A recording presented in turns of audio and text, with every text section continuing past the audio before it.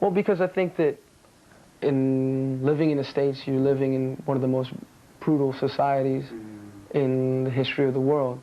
You know, the country who inherited the genocide of the Native American peoples, a country which participated in chattel slavery, you know, the only country in the world to use and drop an atomic bomb on another country, society. The country which murdered and enslaved millions in Southeast Asia as a result of the Vietnam War. And we drew from the people who resisted. We were inspired because we feel that any society or any government or any system that is set up solely to profit a wealthy class, while the majority of the people toil and suffer and sell their labor power, so long as that system's only true motive is profit interest and not the maintenance and embetterment of the population to meeting human needs, then that society should not stand. It should be challenged and questioned and overthrown. And waking up to the long legacy of brutality of American history and subjugating the world's population has been something we wanted to challenge through music. Everyone knows what Rage Against the Machine is about.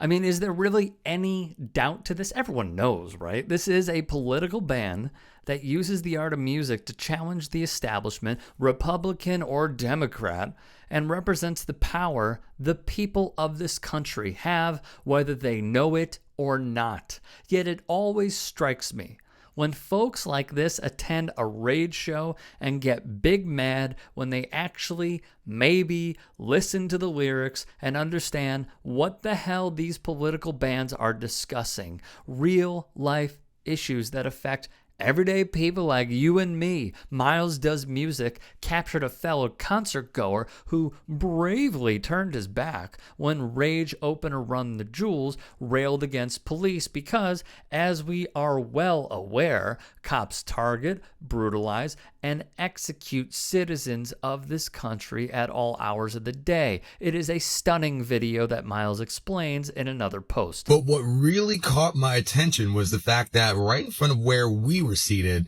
there was a group of guys that were very upset at everything that was being said by Run the Jewels and by Rage Against the Machine in regards to police brutality.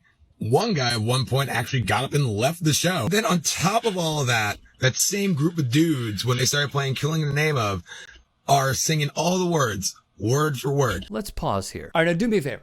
If you have never heard Killing in the Name of, and I don't know how you haven't, but if you haven't, pause this video, go play it, and then come back. Okay? The irony of these guys in front of Miles belting out these lyrics while proclaiming what they proclaim is mind-numbing stupidity. The bars from De La Roca and Rage are on your screen. And I'm just like, really? Do you not get it? That, fine. If you're going to be critical of an artist and what they're saying on stage, you should probably take into account the stuff that they're saying in their songs as well. This all reminds me of a story I did in 2020. We've always advocated a direct opposition to unjust wars like the one started by John McCain and the Republicans and Bush and all of them. That's why we're here today. They're not afraid of foreign musicians. They're afraid of you. Some choose not to use their brains. Like this conservative you're about to meet, named Scott. Say hello to Scott, everyone. Scott wrote, I used to be a fan until your political opinions came out. Music is my sanctuary, and the last thing I want to hear is political BS when I'm listening to music. As far as I'm concerned, you and Pink are completely done. Keep running your mouth and ruining your fan base. To which Morello replied, Scott, what music of mine were you a fan of that didn't contain political BS? I need to know so I can delete it from the catalog. When he posted on the gram, F Trump displayed on his guitar, Dave wrote, another successful musician instantly becomes a political expert. Morello sniped back. One does not have to be an honors grad in political science from Harvard University to recognize the unethical and inhumane nature of this administration. But, well, I happen to be an honors grad in political science from Harvard University, so I can confirm that for you. Republican doofus Paul Ryan claims he loves Rage Against the Machine's sound. Paul Ryan claims that he likes Rage's sound, but not the lyrics. Well, I don't care for Paul Ryan's sound or his lyrics. He can like whatever band he wants, but his guiding vision of shifting revenue more radically to the 1% is antithetical to the message of Rage. I wonder what Ryan's favorite Rage song is. Is it the one where we condemn the genocide of Native Americans? The one lambasting American imperialism? Our cover of The Police?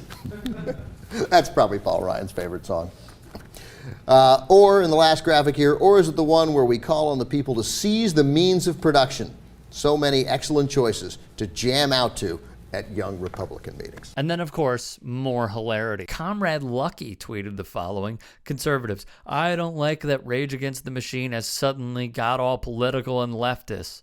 1999, which shows a picture of Rage burning an American flag at their legendary Woodstock show. I was wondering which machine the Rage is against. I was wondering which machine the Rage is against. Machine can be anything from like from the police on the streets of Los Angeles who can pull motorists from their cars and beat them to a pulp and get away from it. State capitalist machinery that tries to make you just a mindless cog and to, have not to think critically and never to confront the system, but just to kind of behave and look forward to the weekend and the next 6-pack of beer.